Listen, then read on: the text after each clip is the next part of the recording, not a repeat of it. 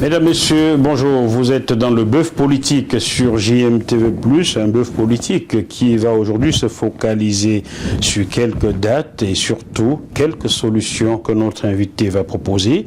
Les dates qui nous intéressent sont celles du 15 août 2022, date de départ de l'armée française du Mali, les années 1960 jusqu'en 2002 et les actions militaires françaises en Afrique subsaharienne, le 24 février 2022 avec le début de la guerre en Ukraine et le nouvel ordre mondial qui semble se dessiner. Quel positionnement doit adopter l'Afrique?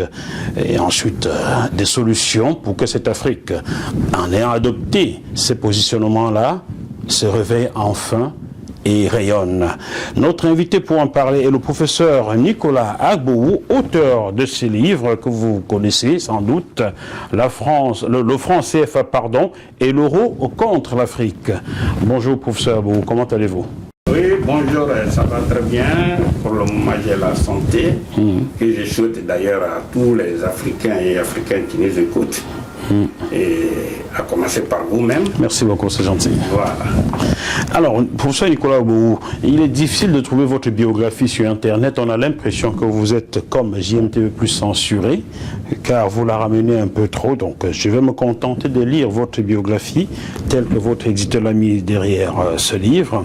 Donc, vous êtes natif du village Todonia, dans la région de Gagnoa, en Côte d'Ivoire. Donc, vous êtes bêté. Oui. Tout à fait.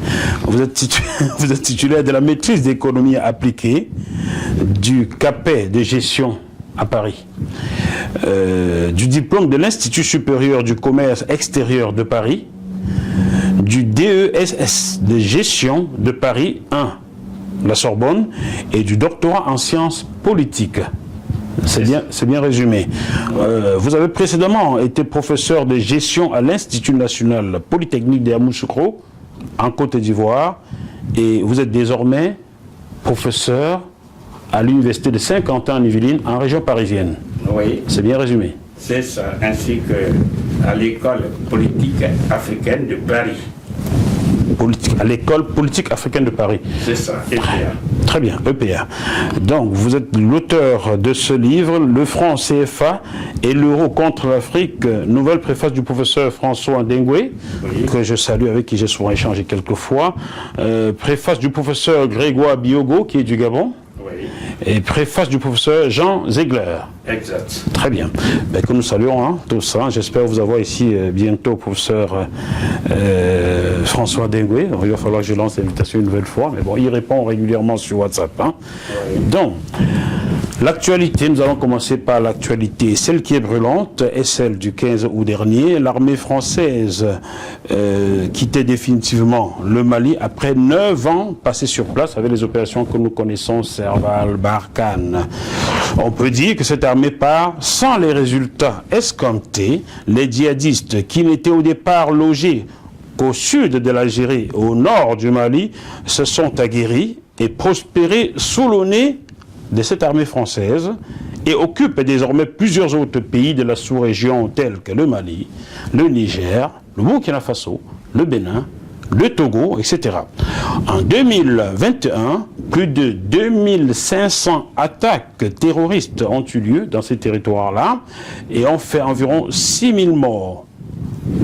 Voilà le bilan clair que nous pouvons donc tirer de l'année 2021 sous le nez de l'armée française. Ne peut-on pas dire là que l'opération Serval et Barkhane n'a servi à rien pour vous, professeur Agbourou? Quelle lecture faites-vous de cet état de fait? Bien, merci. Eh bien, le bilan, tel qu'il est dit, ce n'est pas que l'armée française n'est pas capable de combattre avec efficacité les djihadistes, mais au vu et au su de ce bilan, nous pouvons affirmer sans aucun doute, sans aucun risque de nous tromper, qu'en fait, la fameuse coopération militaire entre la France et ses anciennes colonies, coopération militaire qui justifie la présence, sinon l'omniprésence des bases militaires françaises en Afrique, Eh bien, tout ça, nous sommes dans un processus normal de recolonisation de l'Afrique. C'est-à-dire, plus de 60 ans de coopération militaire entre la France et les Africains, ça n'a pas permis aux Africains de se défendre eux-mêmes. Et ça,